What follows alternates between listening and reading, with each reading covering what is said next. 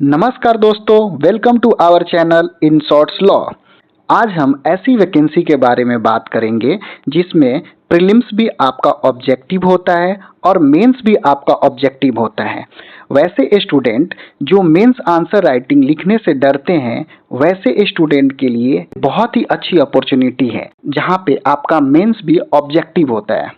इस एग्जाम का नाम है IBPS SO law officer scale 1, जिसका नोटिफिकेशन नंबर CRP SPL 16। अगर आपका सिलेक्शन इस एग्जाम में होता है तो आपको इंडिया के वेरियस बैंक में एज ए लॉ ऑफिसर काम करने को मौका मिलेगा। इस वीडियो में हम पूरे डिटेल में बात करेंगे इस वैकेंसी के बारे में। ये वैकेंसी कब आएंगी, कितनी होंगी और इसका एग्जाम पैटर्न क्या होगा, सिलेबस क्या होगा, सब कुछ हम लोग इस वीडियो में डिस्कस करेंगे। तो चलिए शुरू करते हैं। IBPS एसओ लॉ ऑफिसर 2026, ये वैकेंसी आपको जून से जुलाई के बीच में देखने को मिलेंगी और इसका फॉर्म फिलअप भी जून से जुलाई के बीच में ही होगा। IBPS एसओ लॉ ऑफिसर का टेंटेटिव एग्जाम डेट आ चुका है, जिसका प्रीलिम्स एग्जाम डेट 29 अगस्त 2026, मेंस का है 1 नवंबर 2026 और इंटरव्यू डेट दिसंबर 2026 टू जैन 2027 ये एक्सपेक्टेड है। तो आपके पास अच्छा खासा टाइम है, अभी आप इस एग्ज़ाम को अच्छे तरीके से प्रिपरेशन कर सकते हैं। अगर वैकेंसी की बात करें तो इसमें टोटल वैकेंसी आई है 56, जिसमें UR के 27 सीट्स होंगे, 14 OBC के, 7 SC, EWS 5, ST 3। Educational qualification का बात करें तो जो भी स्टूडेंट जो लॉ कंप्लीट कर चुके हैं, वो चाहे 3 इयर्स वाले हो या 5 इयर्स वाले हो, साथ ही साथ इनरोल्ड हो किसी भी स्टेट के बार काउंसिल में, वो स्टूडेंट इस फॉर्म को भर सकते हैं। अगर ऐसे स्टूडेंट हैं जो लॉ कंप्लीट कर चुके हैं बट किसी स्टेट बार काउंसिल में उनका इनरोल नहीं है, तो अभी भी उनके पास टाइम है, जाकर वो अपना इनरोलमेंट करा सकते हैं। एज लिमिट का बात करें तो मिनिमम एज आपका 20 इयर्स है और मैक्सिमम 30 इयर्स।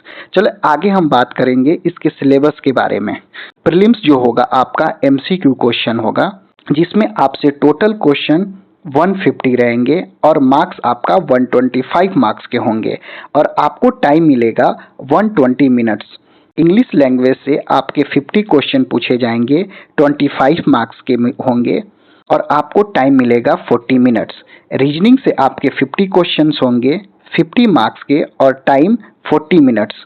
जनरल अवेयरनेस में आपका बैंकिंग अवेयरनेस भी इंक्लूड है। 50 क्वेश्चन इससे रहेंगे, 50 मार्क्स के और टाइम मिलेगा आपको 40 मिनट्स। और इसमें निगेटिव मार्किंग रहेगा 0.25। रीजनिंग में क्या क्या पूछे जाएंगे ये थोड़ा हम देखते हैं। रीजनिंग में आपसे पूछे जाएंगे पजल्स रहेंगे, sitting arrangement, blood relation, inequality, coding decoding, direction sense, input output. English में आपसे पूछे जाएंगे reading comprehension, cloze test, error detection, parajumbles, fill in the blanks.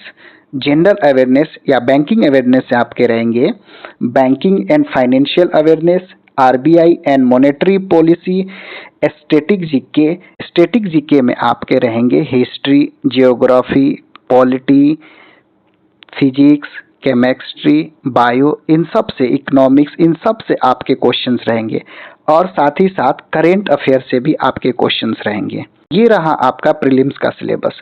चलिए थोड़ा मेंस एग्जाम के बारे में देखते हैं। मेंस एग्जाम भी आपका MCQ क्वेश्चन होता है।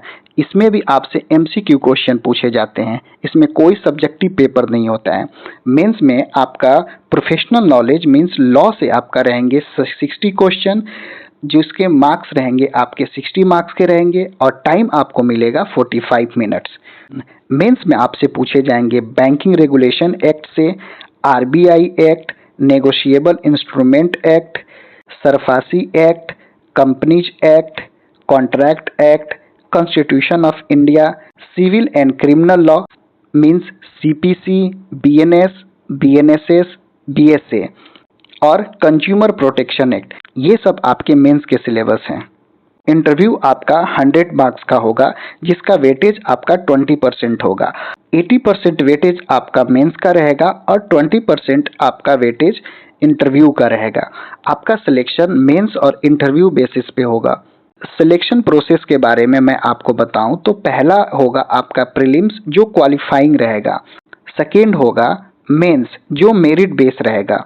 ये भी आपका एमसीक्यू क्वेश्चन रहेंगे, इसमें भी आपका एमसीक्यू क्वेश्चन रहेगा। देन होगा आपका इंटरव्यू। 80% आपका वेटेज रहेगा मेंस का, 20% आपका रहेगा इंटरव्यू का। इन दोनों को 100% करके आपका फाइनल सिलेक्शन होगा। आपके पास अच्छा खासा 3-4 महीने का टाइम है, आप अच्छे तरीके से एग्ज़ाम को प्रिपेयर कर सकते हैं। ऐसे ही इंफॉर्मेटिव वीडियो के लिए आप इस चैनल को सब्सक्राइब कर लें, बेल आइकन को दबाना ना भूलें, जिससे आपको नोटिफिकेशन सबसे पहले मिले। Thank you.